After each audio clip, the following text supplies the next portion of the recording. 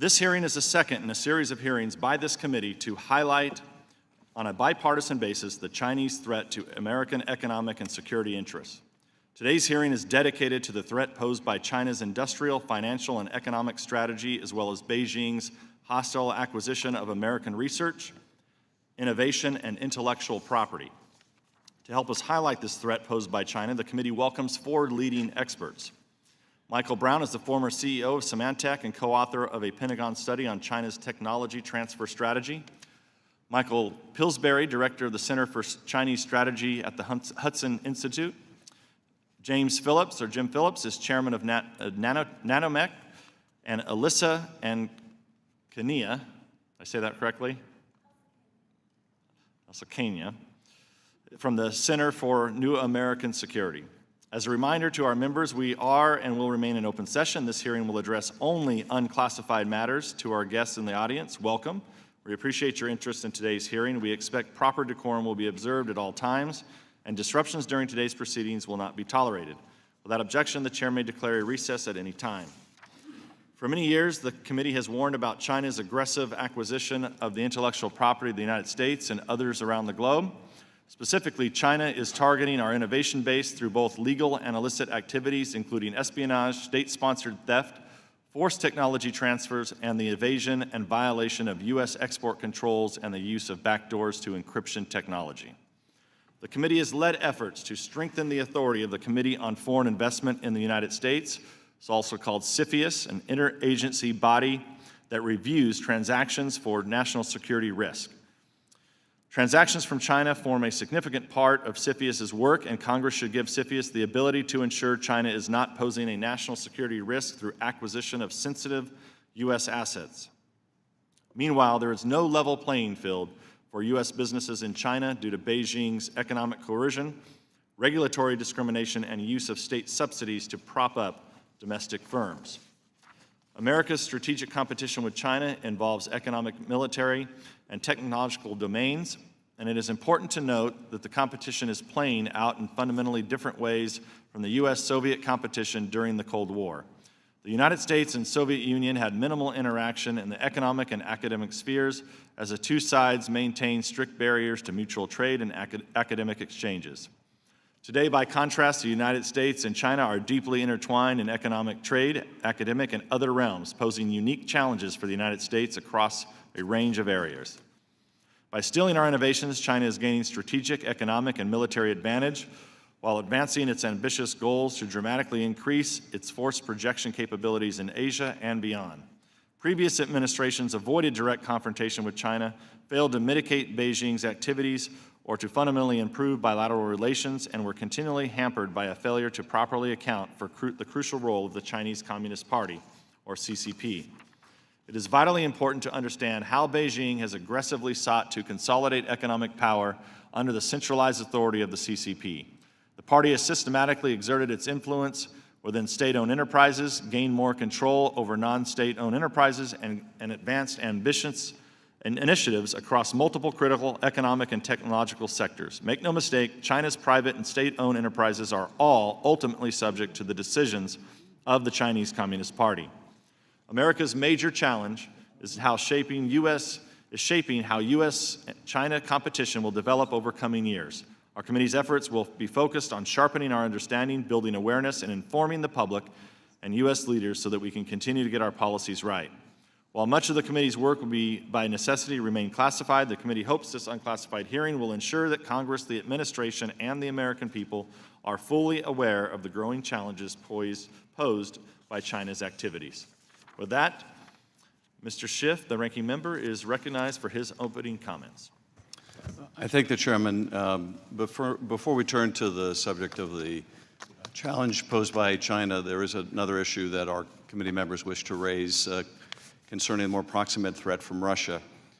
As we have all borne witness to over the last few days, the president had I think charitably can be described as a disastrous summit with Vladimir Putin in Helsinki. And one of the issues that has come about as a result of the public comments he has made during that summit is what took place during the private 2-hour meeting that the President had alone with Mr. Putin. This is an extraordinary circumstance in which the President did not want his National Security Advisor, John Bolton, present, did not want his CIA Director present or his Secretary of State present, but instead chose to go into that meeting alone. It appears that there were commitments made in that meeting that affect American national security interests. It also, I think, is incumbent on us, given what the President said publicly that was of such great concern to our country, to our NATO allies, that we find out what was said privately. For that reason, we moved to subpoena the interpreter to come before our committee. I regret that we have to raise this at today's hearing. We have requested a business meeting next week, but that request has been declined. This may be our last opportunity before we go into an extended recess to vote to subpoena the interpreter and find out whether there are any other national security problems that arose from this meeting that the U.S. Congress needs to be aware of. It is our motion that the interpreter be subpoenaed to come and testify in closed session before our committee. And I would like to yield to Mr. Swalwell for the purposes of... Did you make a motion, or? I am making a motion, yes, and I would like to... This is, as you know, Mr. Schiff, this is a hearing, and the only motion you can make is a motion to adjourn. Mr. Chairman, my motion is that we subpoena the interpreter, that we have her come and testify in closed session. This is an extraordinary remedy, I realize, but then it's extraordinary for the President of the United States to ask all of his senior staff essentially to leave the room and have a private conversation with an adversary, and then in a public conversation disavow his own intelligence agencies and in many respects disavow his own country. Under those extraordinary circumstances, I think this remedy is warranted, and I move that we subpoena the interpreter. Second. So the gentleman has made a motion pursuant to the public notice of July 11th, 2018. Today's committee meeting was noticed as a hearing to gather testimony related to China's threat to American government and private sector research and innovation leadership, not the transaction of business. Accordingly, the chair cannot entertain such a request. Mr. Chairman, I appeal the ruling of the chair and ask for the yeas and nays. I don't. The chair has not made a ruling, but a denial of recognition. I'll give you 3 minutes for your opening statement. Mr. Chairman, I appeal the denial of recognition.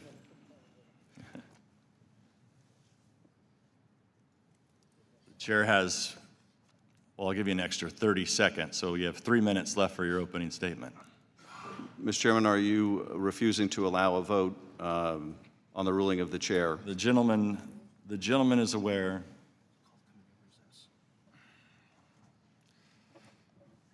This time we'll call the committee into recess.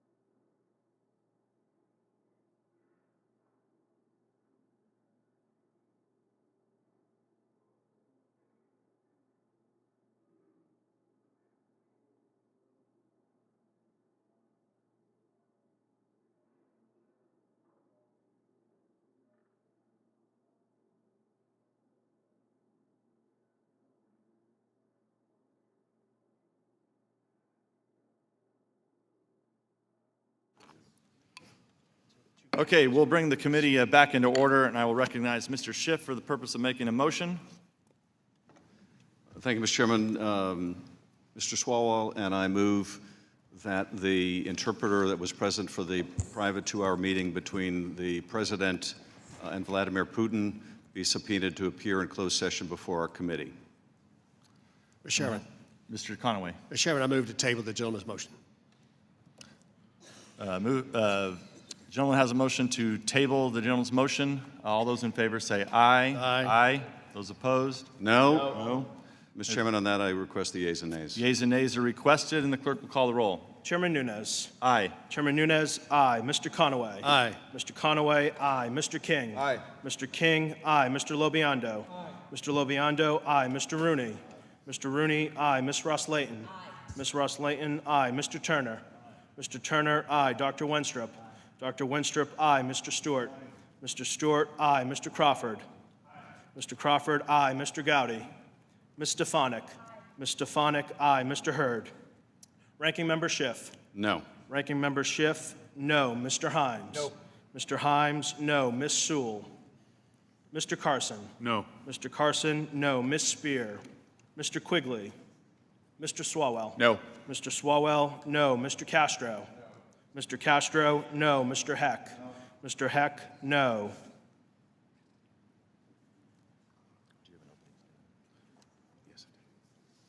Mr. Chairman, there are 11 ayes and 6 noes. All right, so the motion is tabled. I'll recognize Mr. Schiff for the purpose of making an open statement.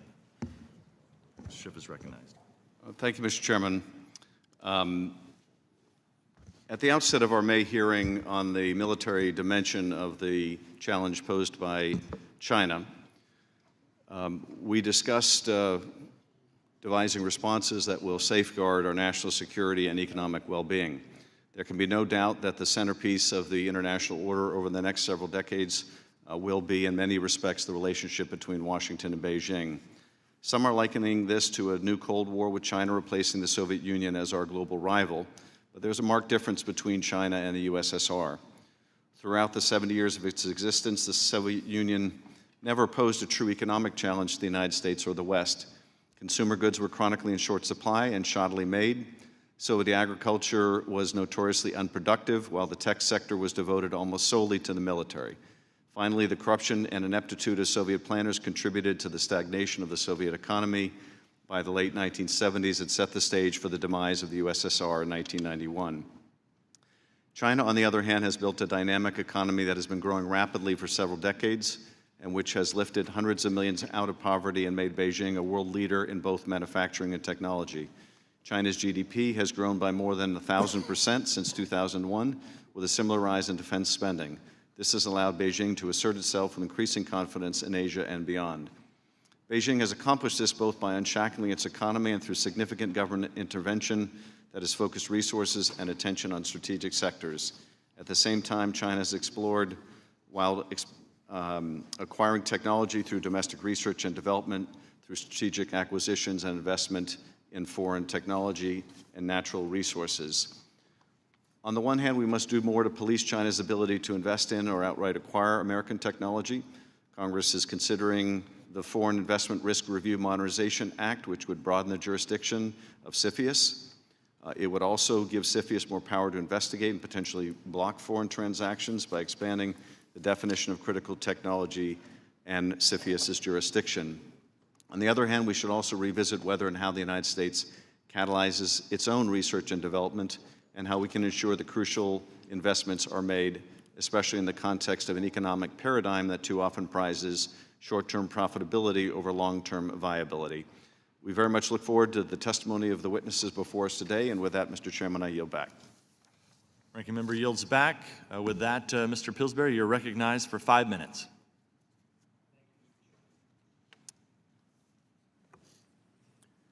I wrote a book called The 100-Year Marathon, trying to put on the record, with permission from CIA and the FBI and DOD, both the American side of how we got here and our relationship with China, especially involving technology and economics and trade, but other matters as well. The book was redacted. Some of my best stories were taken out by CIA and FBI.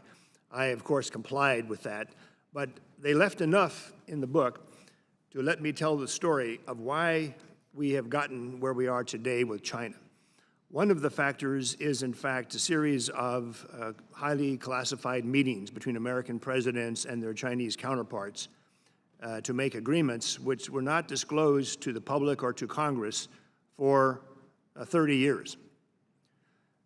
In the book, I have a number of those agreements referenced and either quoted from or put online.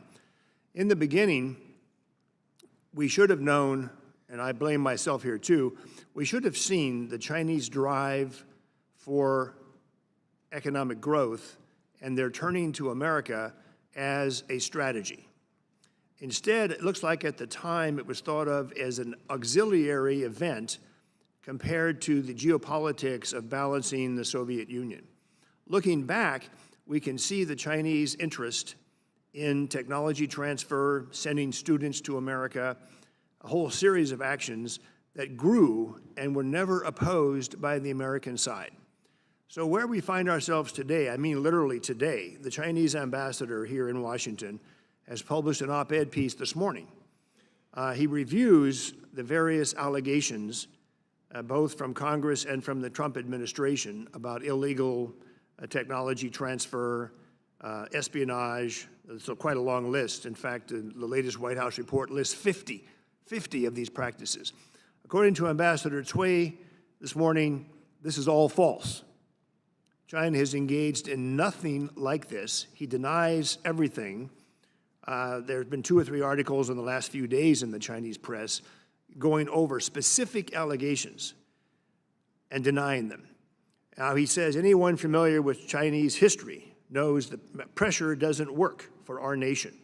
Trade bullying will only backfire. Where this leaves us is that it's going to be very difficult to negotiate an end to these Chinese practices in light of what they have, I hate to use this phrase, but what they have gotten away with over the last 40 years. And the fault is not just China.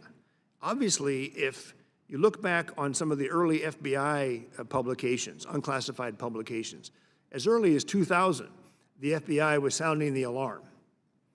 An institution was created, we referred to jokingly as the Bingo Club, to try and track Chinese illegal technology acquisitions or industrial espionage. That's a long time ago. There was no CFIUS reform in those days. There was a strengthening of the FBI's offices in California where this tended to occur, and there were an increasing number of prosecutions. But I'm not a panda hugger. I'm not trying to be pro-China. Just holding out from the Chinese point of view, this is only recently that they've been called on this conduct. So that's one reason we're going to have a very hard time stopping these practices.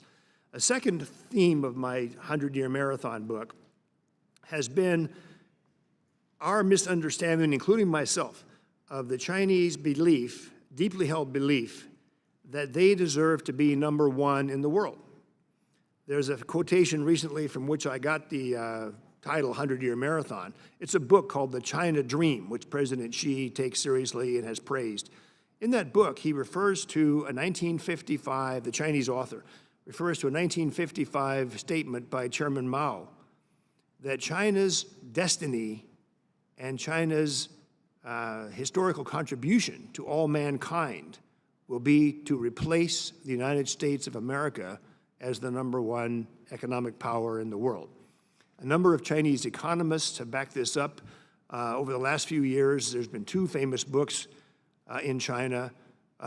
One is written by a gentleman, a very high-ranking Chinese, who has a PhD in economics from the University of Chicago. He became the chief economist of the World Bank.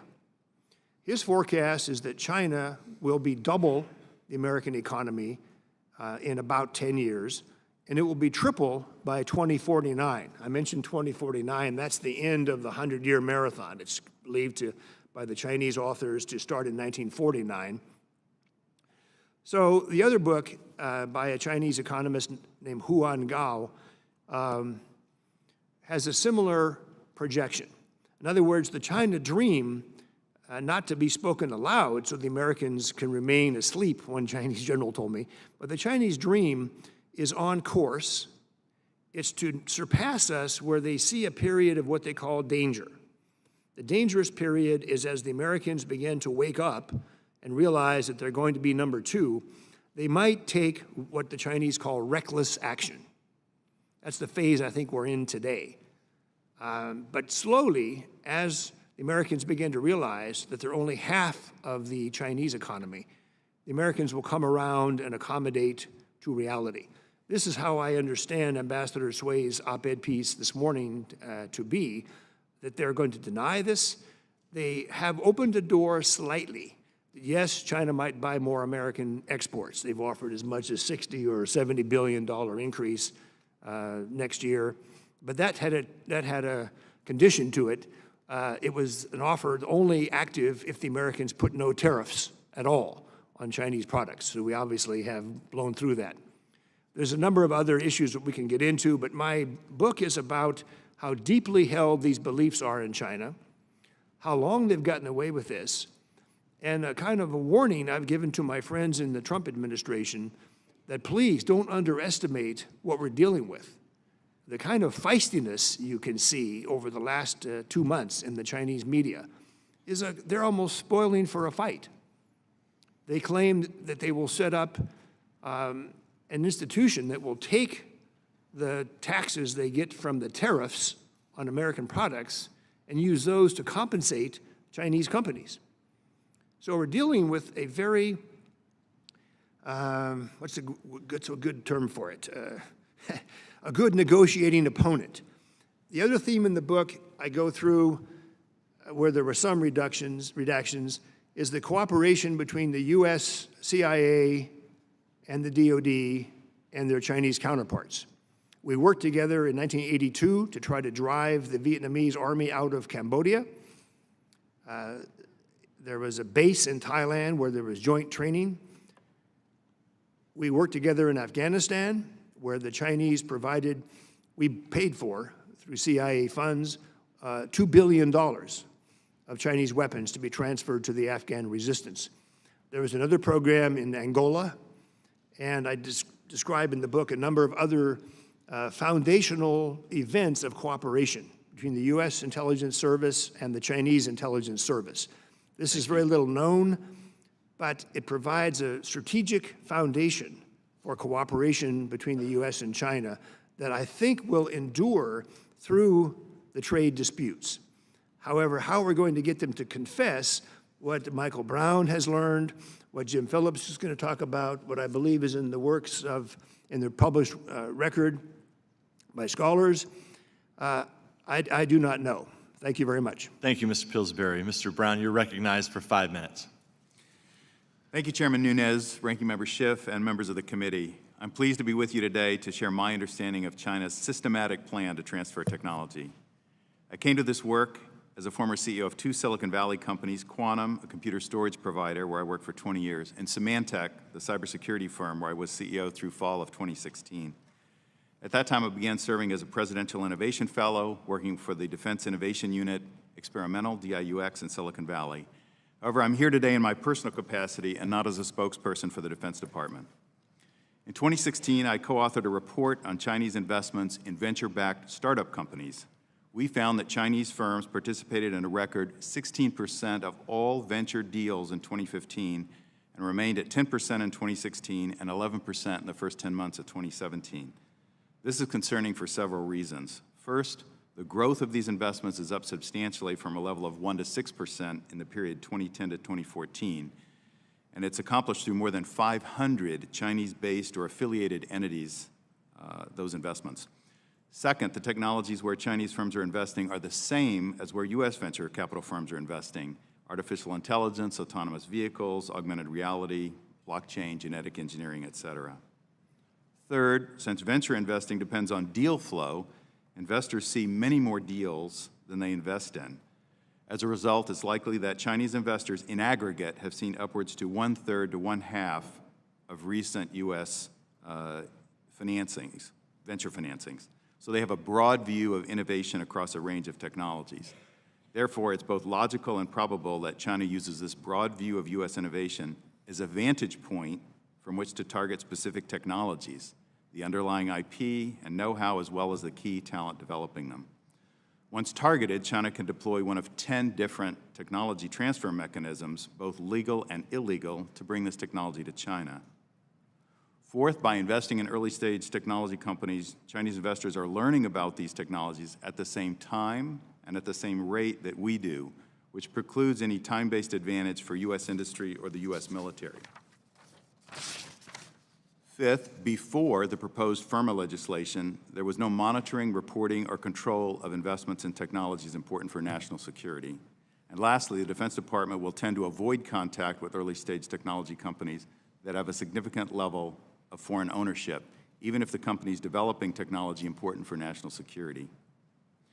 Chinese venture investing is just part of a larger story of technology transfer to China, ongoing for decades through both legal and illegal means, including industrial espionage, cyber theft, forced joint ventures in exchange for access to the Chinese market, tracking of open source innovations, sponsoring professional organizations to target talent, and using Chinese foreign national students by placing them to work in sensitive areas of U.S. research. Viewed individually, the legal practices may seem benign, but when viewed in combination and at the scale China is employing them, the composite picture illustrates the intent, design, and dedication of a regime focused on technology transfer at a massive scale. In my submitted statement, I provided two specific examples of IP theft. American Superconductor, a wind turbine company whose software control code was stolen by Sinovel through Cold War-type industrial espionage, and Duke University example where a Chinese foreign student stole research sponsored by the U.S. Air Force to start a successful company in China now selling to the PLA. Today, 1/3 of all foreign students in the U.S. are Chinese, and 25% of our STEM graduate students are Chinese foreign nationals. Some have access to research funded by the U.S. military and work in our national laboratories, as enforcement of restrictions varies at universities, but in general, the academic environment in the U.S. is open. We have the worst of both worlds with large numbers of Chinese foreign nationals. We allocate a large number of our limited capacity to Chinese students, and our immigration policy today turns them away once they've graduated.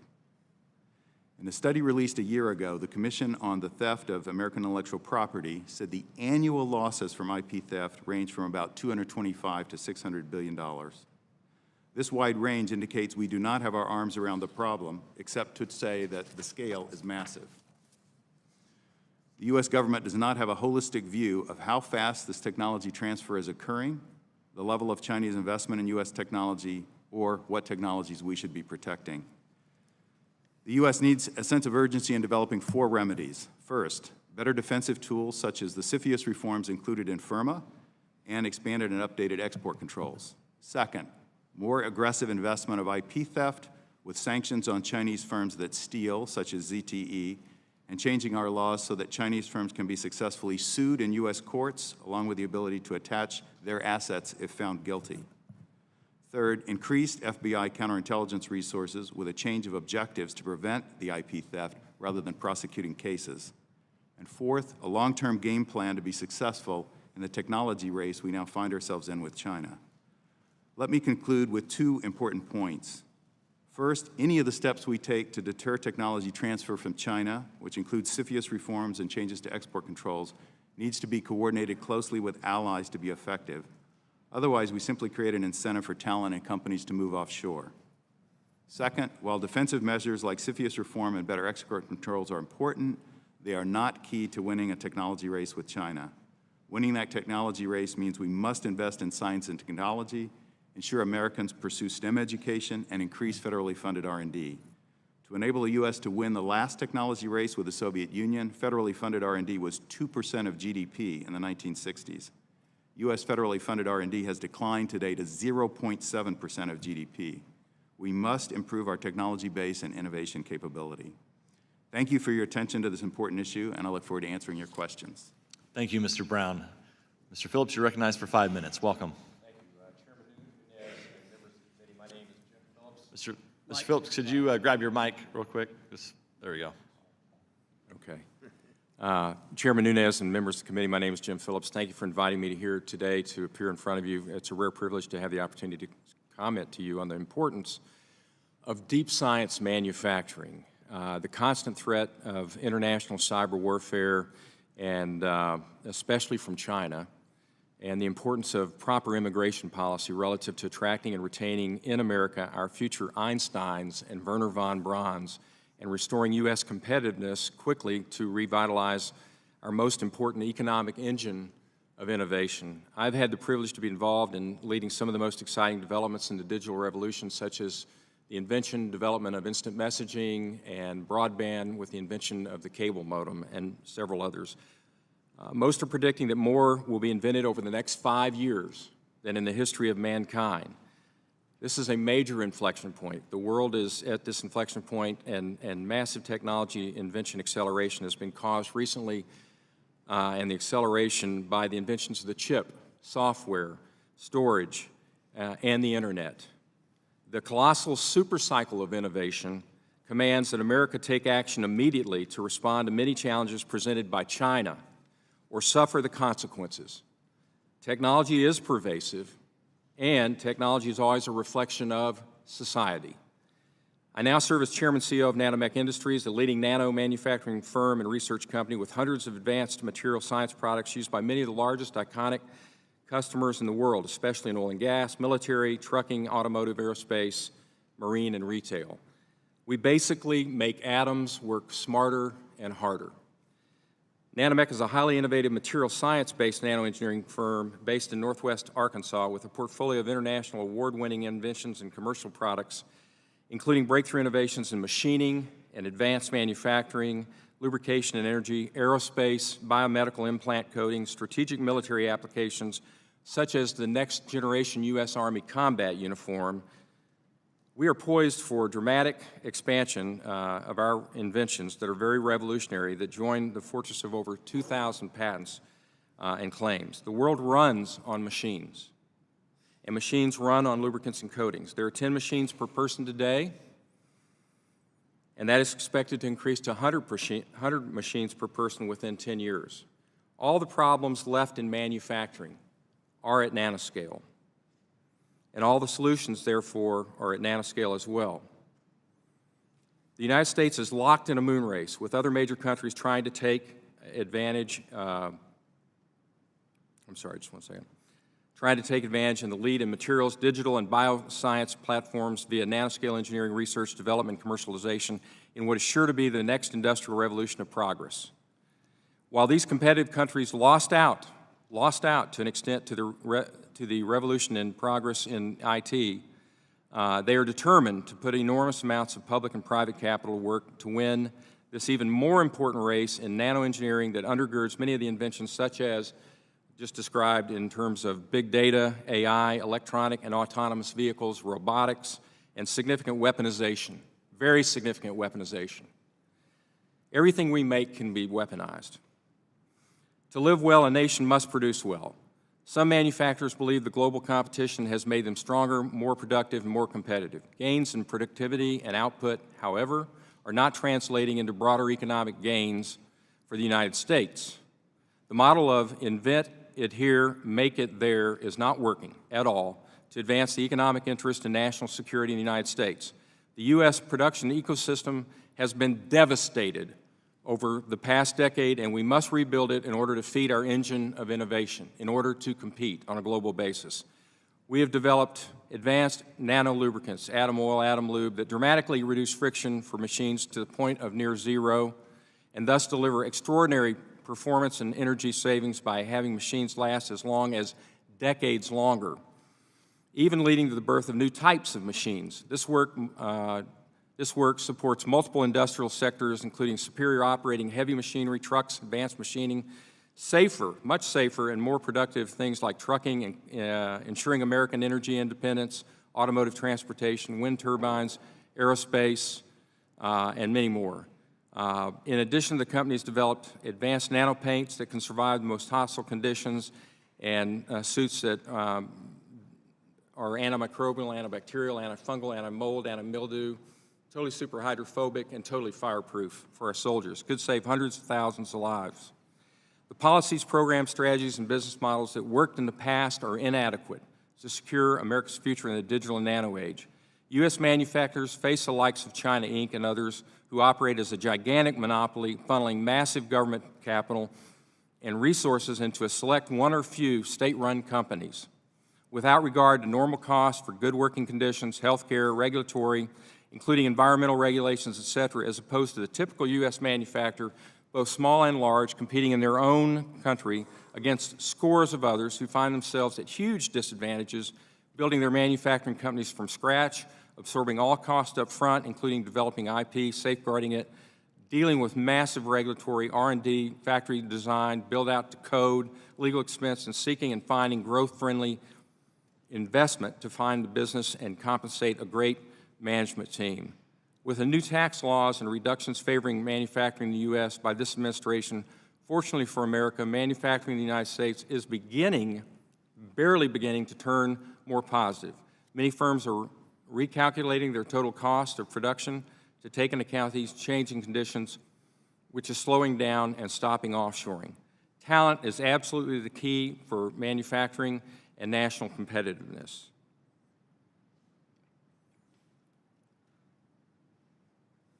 Moving forward here. It is at this point in my testimony I want to reveal to you as a practitioner, entrepreneur, and CEO of an American deep science manufacturer that I report to you, Nanomech, and all of our efforts to grow and prosper in this great American capitalistic system has had to face down China and others in real threats and actions. Not long ago, the FBI showed up in force at Nanomech Industries headquarters to report to us they had observed we were the second most hit firewall in the Chinese, by the Chinese cyber militia in the southern United States. Millions of hits per day. The FBI were at Nanomech to help proactively under the directive of the National Nanotechnology Initiative signed into law by President George W. Bush, to protect and promote the interests of American nanoscience. The FBI brought in experts from China to assist in how to confront these serious attempts of cyber hacking that we're experiencing. We involved at significant cost our IT firm, and as fast as possible took many new precautions in addition to double firewalls, triple firewalls we had in place, and since we were having to add all the software and physical security provisions and fortresses. We are told that the only way by the FBI to be totally sure you are safe from hacking by the Chinese and others is to go off the grid with your most secret proprietary property in the form of logbooks using a certain method under advanced lock and code. We have done so in certain cases to protect our most secret inventions and research. We've also been advised by our leading IP law firms to never, ever file patents in China as we globalize our IP portfolio. We are told by our top law firms that the Chinese patent system is totally corrupt. It's time for America to lead. Some, even many perhaps, question whether America has the resolve and resources to right its own ship, let alone lead a global recovery in manufacturing. I believe steadfastly that the challenges are solvable and the Americans and their leaders will summon the will to act decisively. Thank you. Thank you, Mr. Phillips. With that, Ms. Kanaya, you're recognized. Chairman Nunes, Ranking Member Schiff, distinguished members of the committee, thank you for the opportunity to discuss the threat of China's attempts to exploit the U.S. innovation ecosystem and its challenge to U.S. leadership in science and technology. In recent history, U.S. predominance in innovation has been a vital pillar of our power. In this new era of strategic competition, the U.S. confronts a unique, perhaps unprecedented challenge. China's quest for indigenous innovation has often leveraged and been accelerated by tech transfer undertaken through licit and illicit means. Its track record of industrial espionage and those activities ongoing today have been extensively documented and cases abound. Once, it would not have been inaccurate to say that Chinese indigenous innovation seemed to be an oxymoron. Today, however, it would be arrogant, perhaps even dangerous, to claim that China can't innovate, given ample evidence to the contrary. Given today's risks and threats to American research and innovation, from Silicon Valley to our nation's leading universities, it is imperative to pursue targeted countermeasures against activities that are unlawful, unfair, or at best, quite problematic. At the same time, justified concerns about constraining China's tech transfer and espionage must not distract from the core challenge to ensure U.S. competitiveness at a time when China is starting to become a powerhouse and would-be superpower in science and technology. Its national champions in AI, companies like Baidu, Alibaba, and Tencent, are global leaders in the field that also benefit from strong state support while supporting national strategies such as military-civil fusion. Chinese scientists have launched the world's first quantum satellite, broken world records in quantum computing, and even claimed to have achieved progress in quantum radar, which could potentially defeat stealth. China's ambitions and techno-nationalism should be taken with measured skepticism, but also quite seriously. However, China continues to confront considerable challenges, including shortcomings in human capital and core technologies. These deficiencies motivate the going-out strategies of Chinese enterprises, as we've seen, and their attempts to draw tech and talent back to China. Such efforts, as we've heard today, are extensive in scope and scale. My written statement includes a number of specific examples. Overall, the deep engagement that exists today between U.S. and Chinese innovation ecosystems often creates opportunities for U.S. companies, but such entanglements and interdependence also create a level of risk and vulnerability. It can be quite difficult to distinguish between initiatives and investments that are primarily commercial and those guided or directed by the Chinese government. As scrutiny of investments increases with the proposed reforms to CFIUS, China's tactics for tech transfer will likely adapt and obfuscate. China's presence in Silicon Valley and Boston's biotech sector also includes incubators and accelerators that provide even more direct access to tech and top talent.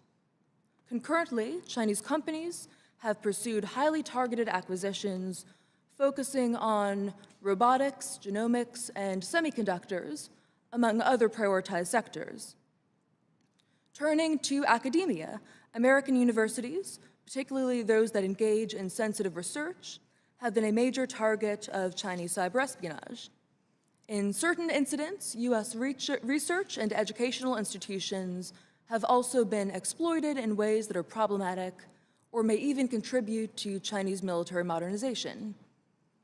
These dynamics illustrate the need for greater awareness of these threats and security on a case-by-case basis, including through enhancement of counterintelligence capabilities for prevention and reaction will be critical going forward. It's also vital to ensure that appropriate safeguards will be incorporated into U.S.-China research partnerships and scientific collaborations. To conclude, here are some final reflections. On balance, the U.S. has benefited tremendously from the openness and inclusivity of our innovation ecosystem. In today's world, it is also vital to temper that openness with clear-eyed recognition of the risks and benefits of our current engagement and entanglement with China. Our policy responses must be commensurate with the scope and scale of these threats and challenges, but also must be nuanced and targeted to mitigate the risks of collateral damage to our own competitiveness. Looking forward, the U.S. must recognize and reinforce our enduring advantages as well, through policies that strengthen our innovation capabilities. These include a focus on STEM education, increased investments in basic research, and a genuine openness to welcome talented students, scientists, and entrepreneurs, including from China.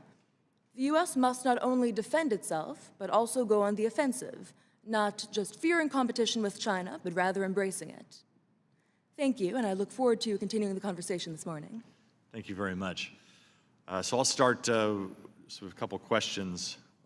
One of the issues that we're probably going to look at in our next hearing will be China's economic investment globally in major sectors around in countries around the globe into all the major sectors within their economies, and that creates a pathway for them to gain power.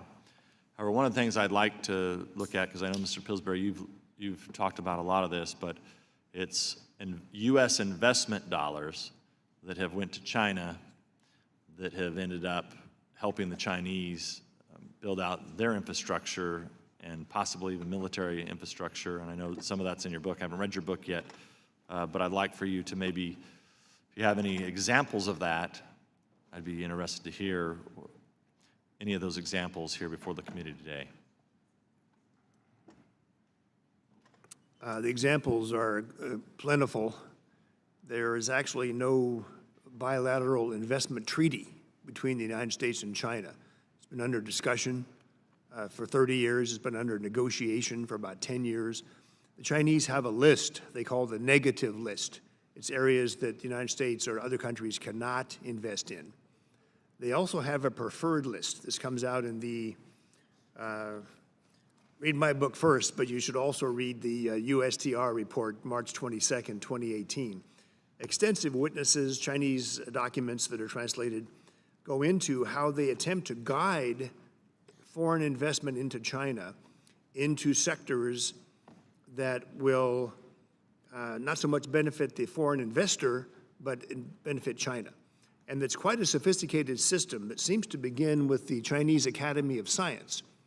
They will pick a sector. Nanotechnology they picked out at least 15 years ago.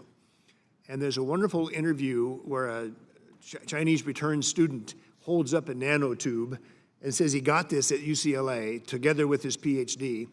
He was then attracting successfully foreign investment in nanotechnology in China.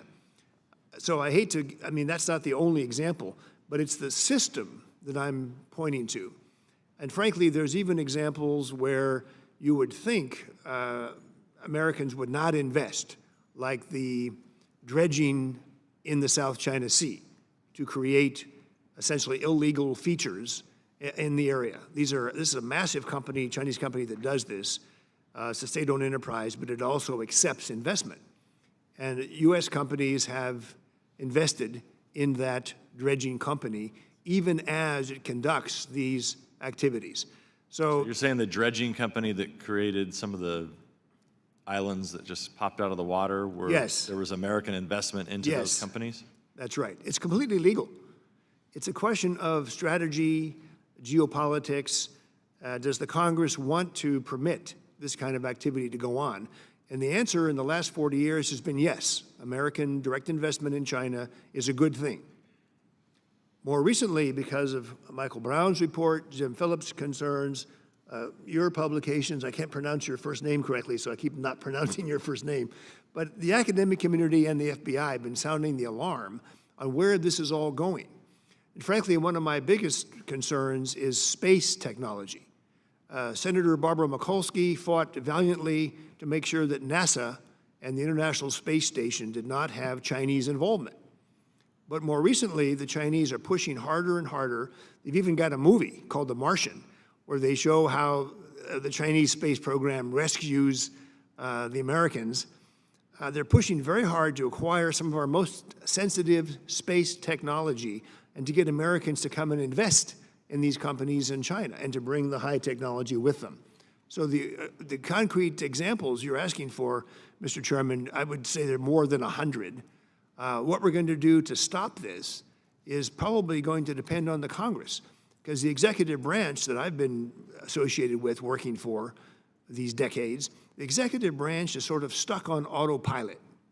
This investing to help the Chinese in sensitive industries to better compete with America is a good thing. I don't know if you looked into National Science Foundation's budget, National Science Foundation agreements with China. They provide our most recent scientific discoveries to China, often within 60 days. National Science Foundation has an office in Beijing to do this. So what we're talking about is blessed activity up to date by the Congress and by our national thinking about China. Well, Mr. Pillsbury, I'd be interested in those companies, learning about some of those different companies, if there are any other funds. I'd be fascinated to have those. I don't know if you could maybe provide those for the record at a later date, but we'd like to have that. And I want to, because I know we're going to run out of time here, so I'm going to cut my questioning short, and I'll recognize the ranking member for 5 minutes. Thank you, Mr. Chairman.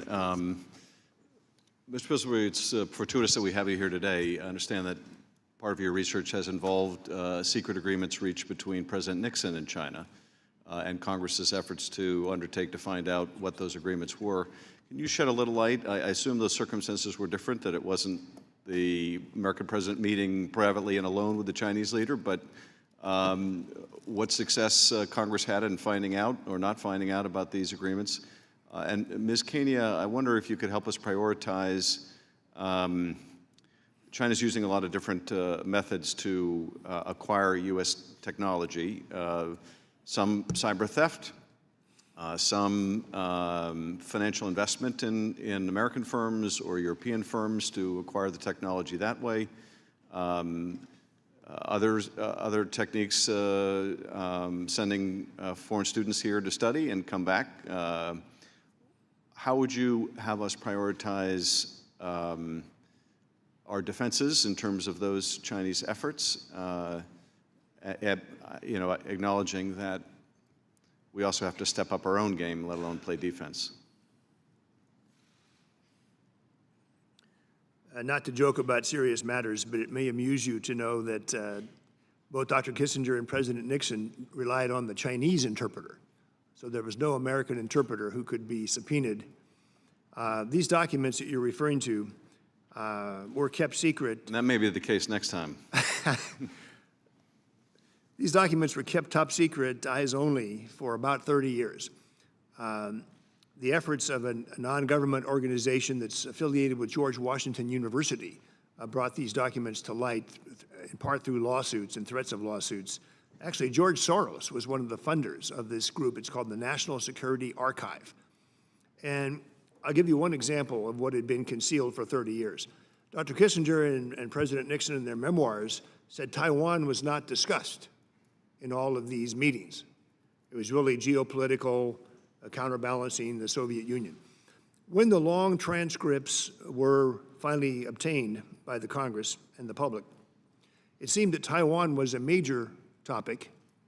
President Nixon had written out in advance what he would say, that Taiwan is a part of China. Now, this is not our policy today. We have something called our American One China policy, and we continue to maintain that Taiwan has a legal status that is not part of China. We don't take a stand, or it'll be worked out someday in the future. But President Nixon had said this to Chairman Mao, speaking as an American president. That was one of many examples. It's not just President Nixon, by the way. There were a similar set of agreements by Jimmy Carter to transfer American technology and welcome a number of initiatives. They didn't come out for roughly 30 years. In fact, some of these documents are still classified under the control. No researcher can have access to them without permission of Dr. Kissinger or Brent Scowcroft. In the case of even more recent agreements, they remain unavailable, is my understanding, to the Congress and to the public. So this is an old issue under our Constitution. Can the president maintain secrecy from the Congress on highly sensitive foreign policy matters? Thank you, Mr. Pillsbury. Ms. Kania.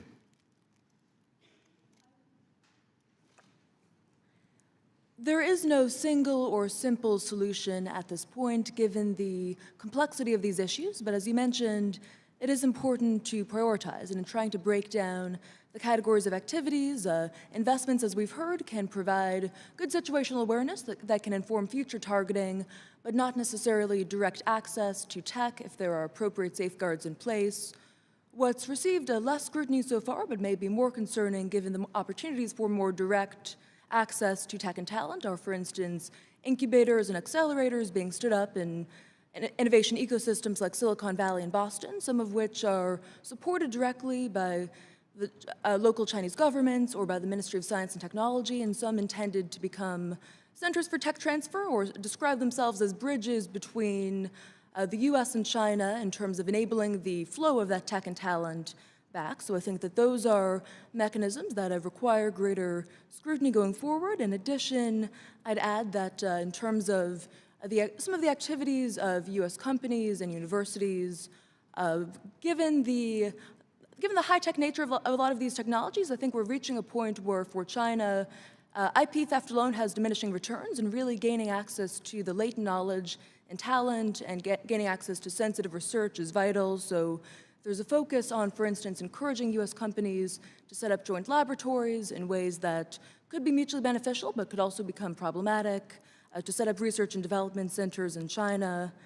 And I think a number of these mechanisms are certainly will require greater scrutiny, and I'm happy to provide further details from my testimony for the record. A couple of examples I'd point to pursuant to, for instance, Chinese government talent plans. There have been active efforts to recruit leading scientists and encourage them to return to China, and in some cases support institutions linked to military technological developments. We've also had students who are actually members of the PLA or have studied at PLA universities actually come to the US to study abroad, and recently one quantum scientist returned to quote unquote devote all of his energy to the cause of strengthening the military after pursuing postdoctoral research at Stanford. And I've had US scientists, including one who had received funding for research on bionic robotics from the military, also become involved in laboratories in China that do support dual use in military technological development. So clearly, an expansive landscape of activities. Happy to provide further details going forward, but I think really recognizing cases where there is truly direct access to tech and talent, and in terms of countermeasures, I think certainly greater enforcement as well as greater outreach to academia to raise awareness of these risks and threats, including, for instance, through more institutionalized mechanisms for consultation with the FBI going forward. So I'll leave it at that for now, but I think, and I'd also add it's important, I think, to prioritize going on the offensive, as we've discussed, to really affirmatively increase our innovation capabilities. Thank you. I yield back, Mr. Chairman. When he goes back, Mr. Conaway is recognized. Thank you, Mr. Chairman. Thank you all for your testimony this morning and a pretty clear-eyed statement as to this transition that we're in between our relationship with China. When made in China was a derisive phraseology. We were arrogant and asleep at that. Seeing that transition go from where it was to where it is today, how does a nation that founded on the basis of respect for law and order, the way the United States is, and our open society, come to grips with a nation, a peer nation, and soon to perhaps be a above peer nation that appears to have no respect for the rule of law? You had that op-ed this morning from the Chinese ambassador. You had Xi Jinping stand at the Rose Garden in 2015 and said they would absolutely not arm those features in the South China Sea, and public reporting shows that that was a flat-out lie. I suspect he knew it at the time. A recent front page picture of a Chinese warship with an array of Chinese admirals on the bridge, and the photo focused on Xi Jinping. You couldn't distinguish him from the other combat folks because he had the exact same combat gear they did. It's been a long time since I've seen an elected, democratically elected president wear military uniforms like that. And so how do we come to grips with this guy? They don't have the same kind of reciprocity. They've got hundreds of Confucius institutes on our nation's, in our nation's colleges, and I suspect a democracy foundation opportunity in the universities in China would meet with some resistance going forward if we try to do that. They won't allow us to invest in lots of things that we clearly allow them to invest. But most all of our dealings are dealt with on one other thing on this trade issue. Massive cheating. They agreed to do certain things with respect to a session of the WTO. They have cheated across the board. They are 5 years behind on reporting what their cheating is. They're bound to do that. So we only know what's 5 years old, and it dwarfs the cheating that most of us suspect was going on. So how do, in fact, we deal with someone who does not have respect for the law and order, does not respect any agreement that they do, as long as it, once it becomes difficult or unadvantageous for them to agree or to abide by the agreements, and they just simply stop and go a different direction? How, in fact, can we deal with a country like that? Or should we? I'd like to take a start and make 3 points. The first is we have to work with allies closely to bring enough economic scale so that China can't simply write an op-ed and say the U.S. alone, through bullying, that's their words, not ours, is going to be effective. If we combine with the $55 trillion of GDP represented by a group of allied countries who are all at the effect of these Chinese mercantilist policies, that's going to give us the best economic heft to have the ability to influence their policy. The U.S. alone, I don't believe, is large enough to be able to accomplish that.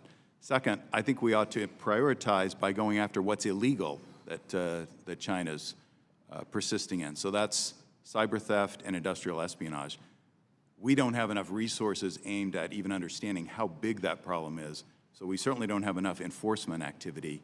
And we can see how difficult the enforcement activity is through the example we're looking at now with ZTE. So we need to have resolve. We need to go after the illegal activities. And third, as we've already talked about, we can't win this technology race by just thinking about defense. We'll have to go on offense and think about all the policies that are required to ensure the U.S. remains number one. I can follow up on that. You know, what we don't have stolen from us, and it is stolen every day, we typically give away as a nation to China.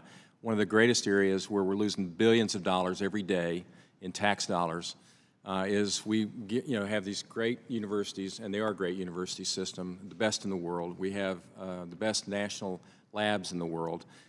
But there's a gigantic weakness, and that is in the tech transfer commercialization side of our laboratories and our universities. So you've got billions of dollars coming down from NSF, NIH, Department of Defense. They're coming through these pedagogical universities, laboratories, and so forth.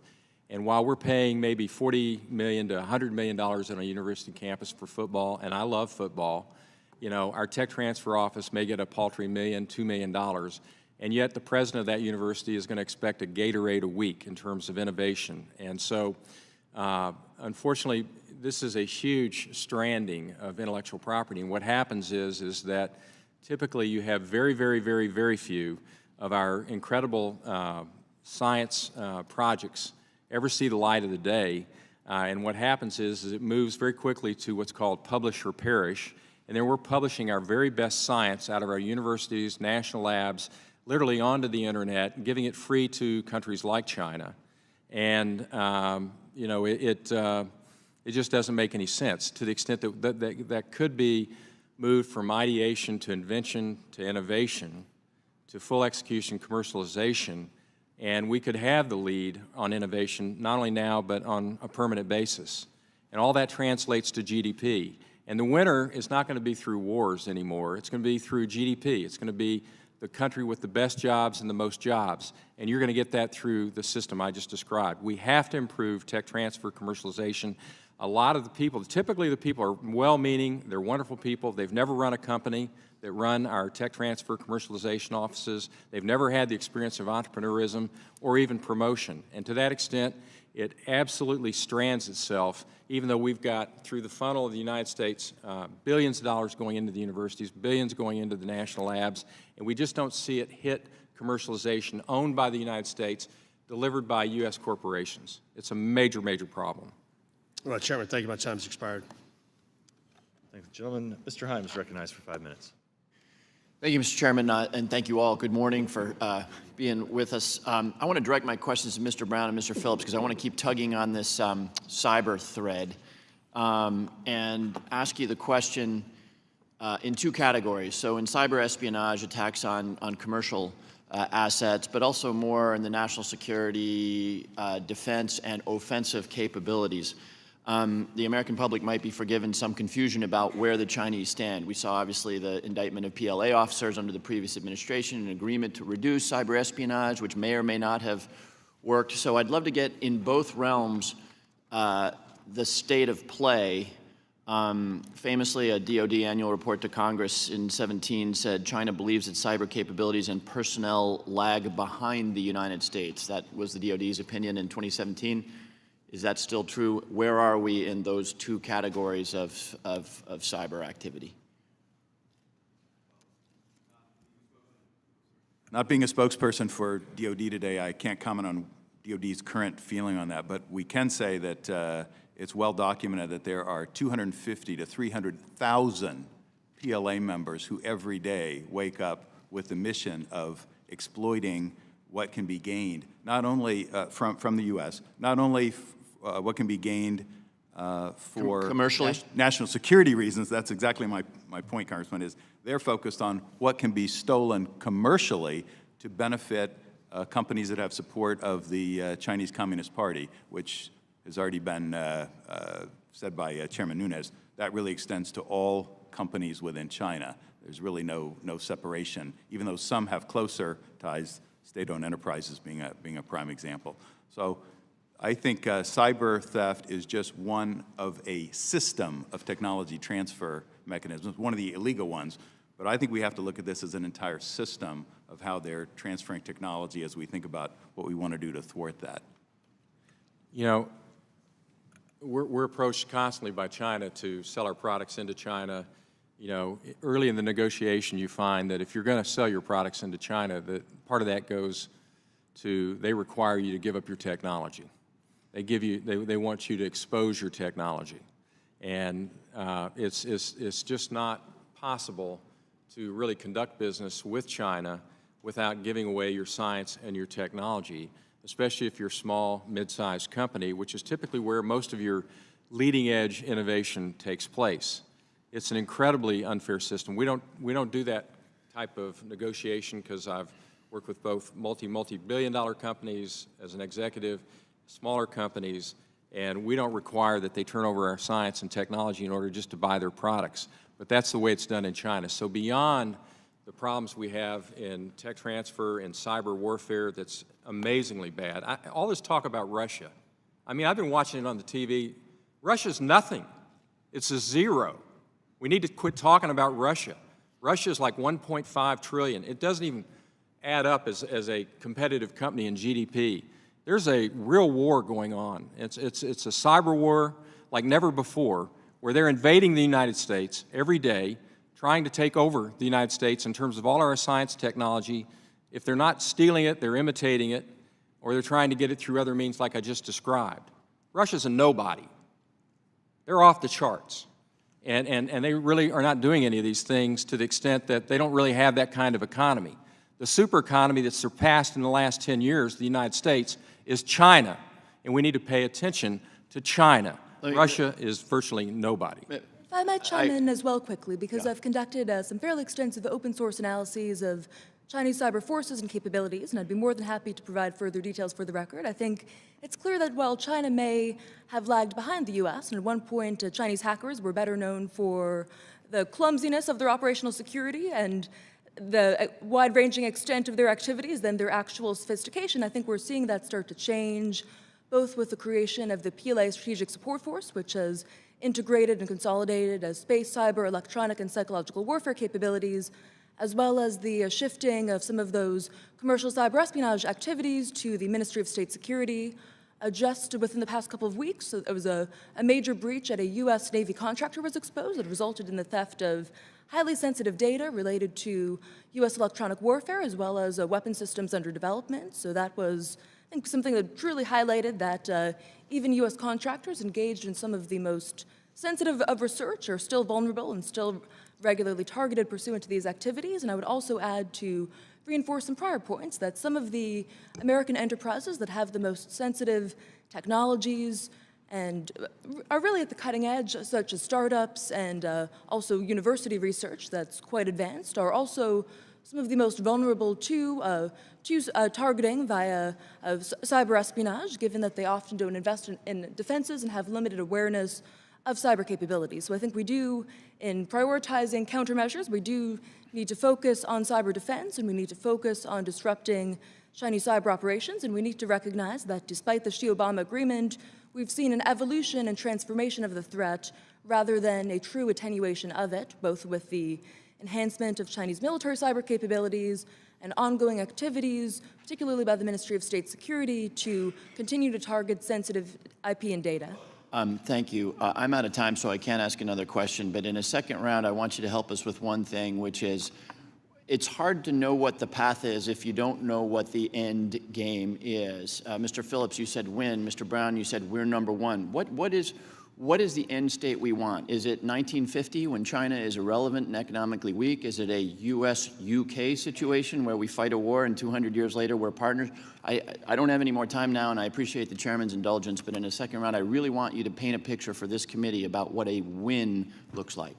Thank you. I yield back. I did submit a 27-page report that does have that in it. I was going to say, if we don't have time for that, it'd be if you guys could submit the gentleman's question in writing, if you get a chance. Thanks. Mr. King. Thank you, Mr. Chairman. I want to thank you and the witnesses for this hearing, because to me it's necessary to shine light on how China is using its unfair predatory investment practices to steal American ideas and innovation and undermine 75 years of an American-led international order. I believe, though, one issue that deserves increased attention is greenfield investment in the United States by Chinese state-owned companies, which, of course, greenfield refers to the construction of a manufacturing facility from the ground up. And we're talking about companies that are an extension of the Chinese government and Communist Party. And to me, there are significant concerns that Chinese state-owned or financed companies are using greenfield investment to skirt investment review processes and gain full access to U.S. markets, undercutting U.S. companies and U.S. workers in our backyard. I know there's an example recently of a Chinese state-owned enterprise which announced it was going to have a $1 billion investment in Louisiana to build a chemical manufacturing facility with promises of new jobs. And typically, this company has total financial backing from the Chinese government and used government subsidies. And yet, a few weeks ago, they announced they were reconsidering their investment because of increased costs due to tariffs. They also admitted publicly they were planning to manufacture the chemical facility in China with cheap Chinese labor and cheap Chinese steel, and then ship it back to Louisiana for final assembly. I guess, to me, this use of cheap Chinese steel and labor is bad for our economy and bad for American workers, especially steel workers, welders, and blue-collar jobs who are being harmed by unfair Chinese trade practices the last 3 decades. We know that China has been doing this. However, they now bring their investment, the predatory investment practices, to our shores. So I guess I would like, starting with Mr. Pillsbury, just ask do you see a distinction between Chinese greenfield investment and investment from other companies, other countries, and do you believe the U.S. government should be more stringent on greenfield investment by Chinese SOEs? To answer your question specifically, I think it is all the same China Incorporated entity that's behind this. It's not some sort of separate SOE strategy compared to greenfield investment. I do think this committee has the authority to request from the intelligence community an assessment of a number of issues that I would advocate you actually do this. One of them goes back to the cybersecurity question, who is ahead in cyber intrusion? But the other gets at your question, Congressman King, that what would it take for us to succeed in negotiations with China to get them to stop this misconduct? We already know they're going to deny it. We know they have a lot of supporters in the United States. Mike Bloomberg, Henry Kissinger, Hank Paulson have already announced they're forming a new organization to kind of help China. They want to have an annual conference. You may have heard the phrase billionaires gap. There's a billionaires gap. China now has more billionaires than we do. Their billionaires tend to be quite anti-American. Our billionaires tend to take a very different public stand. We have both Bill Gates and Warren Buffett have a project now in China that's based on goodwill and assuming the best intentions. There are a number of other billionaires. There was a profile of Steve Schwarzman in the New York Times that he is President Trump's close advisor on China, gave some of his views. The 4 of us here today do not represent this group.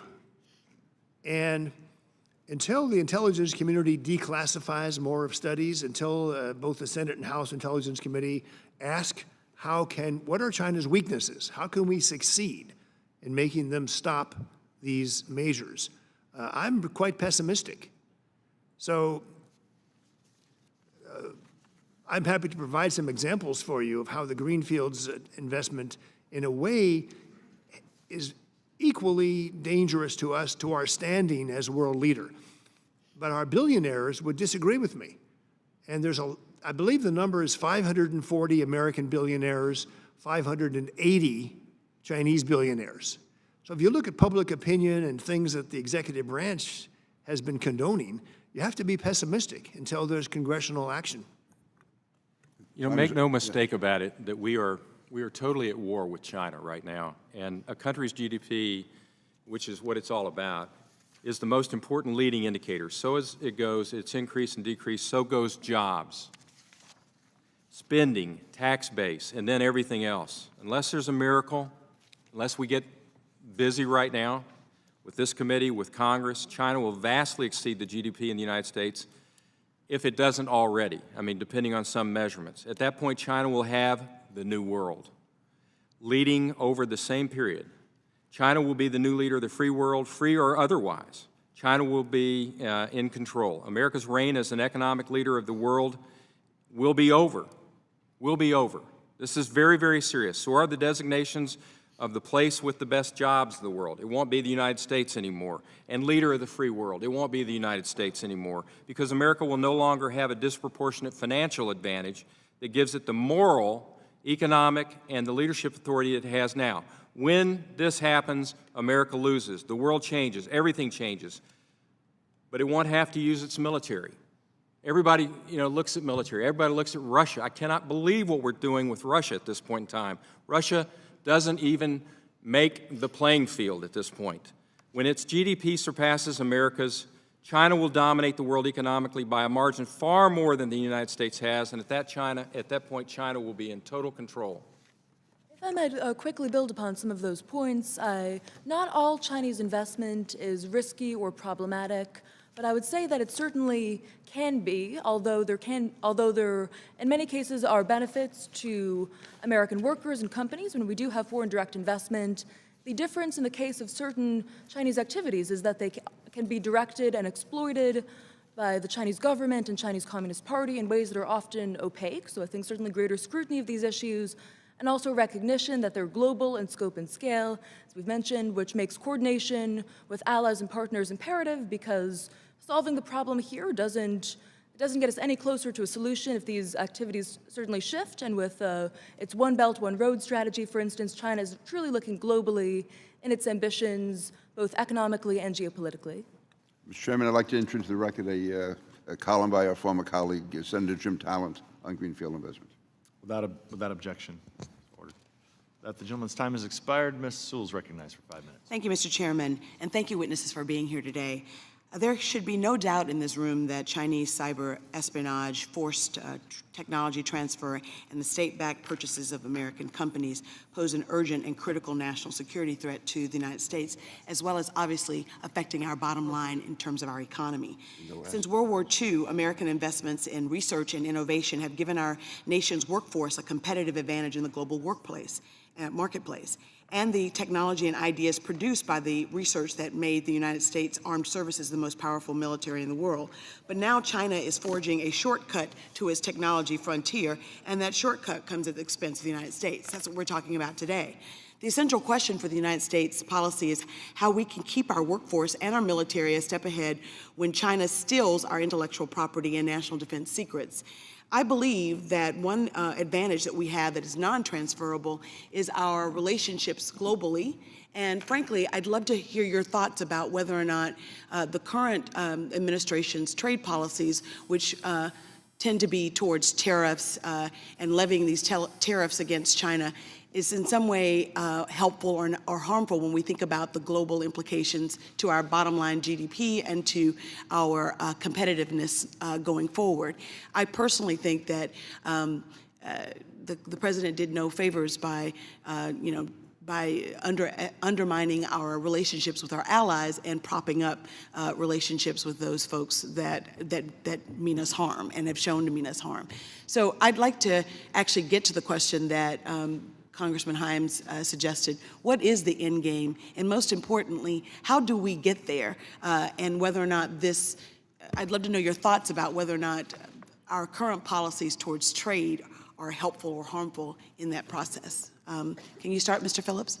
Sure. It is a very bold move by President Trump to take on tariffs.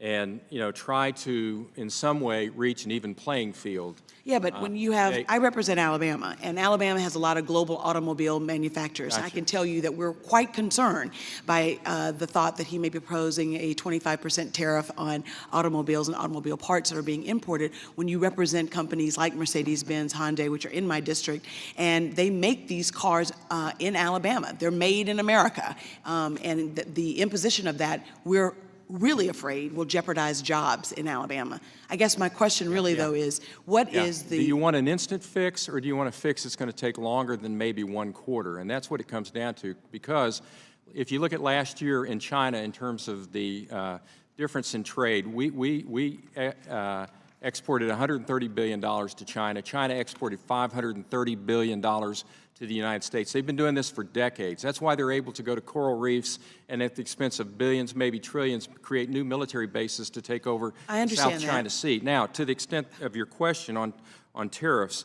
will America have the willpower to go through a few quarters, in terms of negotiation on this? Because, if we don't, then we're going to continue to see, and I've talked to CEOs of the major companies like Ford and so forth, and it really bothers them that they're, if you go to, for instance, South Korea, a Ford has a 35% tariff leveraged on it when it goes to South Korea. But a South Korea coming to the United States, we only leverage 5%. I understand, but I think and that there's no way to be competitive on a global basis if we don't have some type of tariffs. Mr. Brown, what do you have to say about that?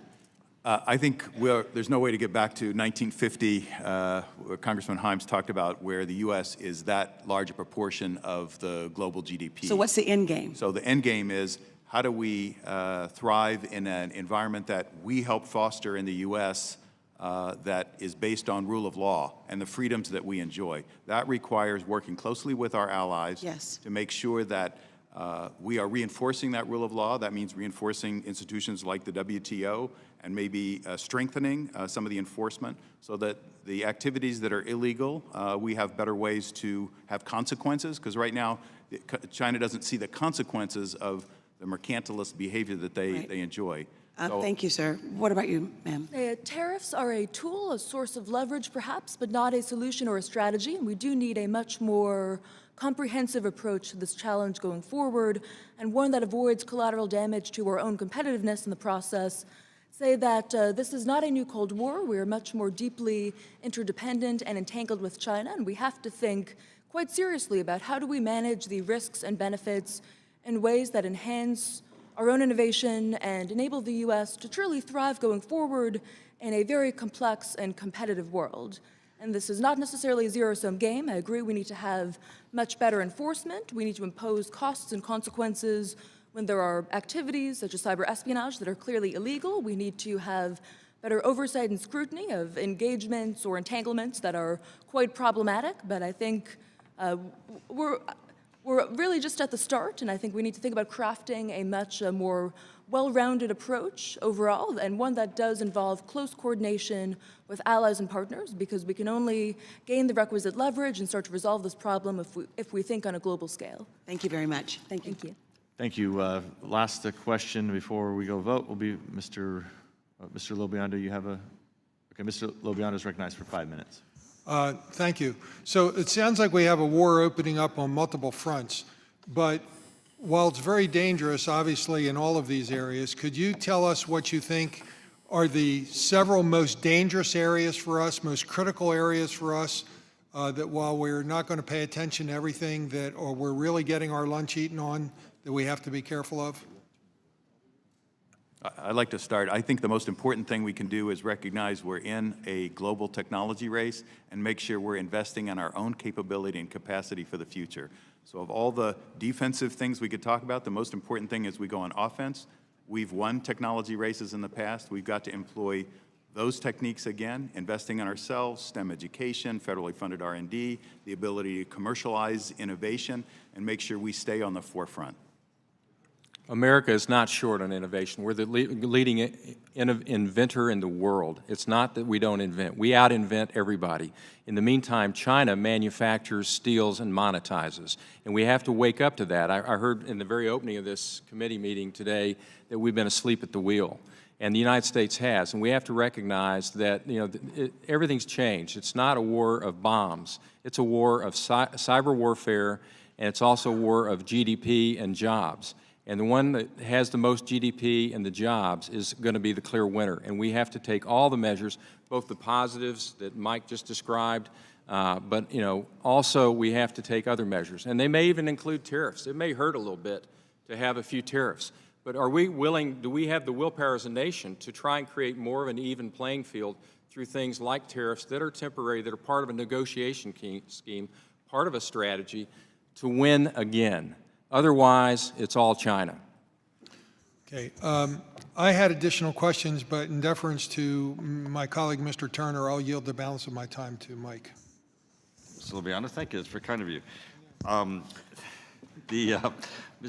Ms. Kanya, thank you for your statements with respect to that there is investment that we do want to attract. In my community, we have an auto glass manufacturer, Fuyao, employing several thousand people in my community. Obviously, that's not a danger investment. That's the type that actually is important. We want to encourage. Mr. Brown, you mentioned ZTE. I have limited time, so I'm going to actually split two questions. If you could talk for a moment about Huawei, ZTE, and the danger of their infrastructure being in our communication systems so that we shift from not just hacking, but to a continued Chinese presence that could be a threat. And then if you could do that in a minute, and Mr. Pillsbury, if you could talk about, I understand you've looked at the issue of Chinese propaganda and messaging. If you could, they steal our IT, they cheat with respect to trade, but how is the discipline of their propaganda and messaging affecting us, Mr. Brown? Yeah, Huawei ZTE represent a strategy that China's been very successful at to support national champions. So how can those companies go out and become leaders on the world stage? And they do that by so many of the mercantilist policies of protecting those folks at home, giving them subsidies, et cetera. Then that makes them more competitive worldwide. As you're alluding to, in telecommunications, that's particularly problematic because that gives a government the capability to have access to the communications that are global. So this represents a particular danger, but I would just say it's an example of a strategy that China has in mind with many industries that are well documented and Made in China 2025. I might chime in quickly as well. I would say that Huawei and ZTE clearly are national champions that have received strong state support and also have links, as many companies in China do, to the Chinese Communist Party and to an extent to the military in ways that are far from transparent and have raised some questions and concerns, including on Australia, where these debates are quite extensive.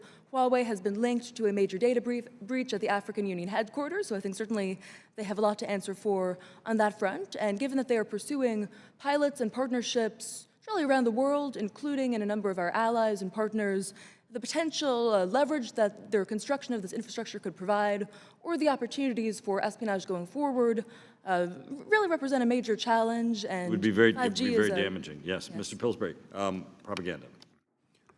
Just very briefly, I would say the issue of Chinese influence operations inside our country is perhaps the trump card of all of their sub-strategies. They still enjoy a great deal of goodwill with our media in Congress. There are, as you say, there are investments that we welcome from China. When they bought the Waldorf Astoria for $3 billion, who can object? And they play on a concept they call the magic weapon. I would advocate this be a separate hearing, but the magic weapon concept is that Chairman Mao wrote an essay in the 30s. The enemy of China you leave alone. The best friends you leave alone. You fight for the broad middle. You fight for those who don't know what to say, don't know what to do. And China has, according to FBI testimony, China has developed a $12 billion machine to do just this. It's received some attention. The Hudson Institute released a report a few weeks ago about this. In both New Zealand and Australia, they've uncovered fairly major operations to influence the parliament and the executive branch. And that's a model right now for what the FBI, as I understand, is looking into. Is this underway inside the United States, inside Germany, in Britain, in France? The answer appears to be yes, but this is like a cutting-edge area of both research and intelligence analysis. Thank you, Mr. Chairman. Thank you, Mr. Turner. We have time for just a couple minutes. Mr. Swalwell is recognized. Thank you, Mr. Chairman. Mr. Brown, I want to focus on the attribution a couple years ago of the Chinese hackers. You know, for the first time, our Department of Justice indicted hackers abroad, knowing that it'd be unlikely that we could pick them up on an Interpol red notice, but to send a message as far as deterrence and to maybe inhibit their travel. Have we seen a change in their behavior since that attribution and the Obama administration directly confronting the Chinese and saying that there is a difference between, you know, espionage and IP theft, that we will draw a line between the two? So to my knowledge, we have not seen a change. And So they're still aggressively going at us. as you know, that was one of the subjects that President Obama talked with Xi about, with an agreement that the cyber activities would be used for national security and not for corporate espionage. But I do not believe we've seen any reduction in their zeal to use their cyber force to go after U.S. companies and companies around the world, exploit that IP, and then be able to use that for commercial gain. And Mr. Brown, do you agree that Russia also is a cyber threat to the United States? There's no question about it. They both have very strong capabilities. I just saw today on Facebook a congressional candidate in Alabama posted that in the last 7 days, she's had 1,100, through her Facebook analytics, 1,100 blocked attacks by the Russians. In the next country, I think, is in like the double digits. So do we believe that China, because of what Russia was able to do in 2016, is emboldened that maybe they could push further with their influence campaigns or their cyber attacks against us?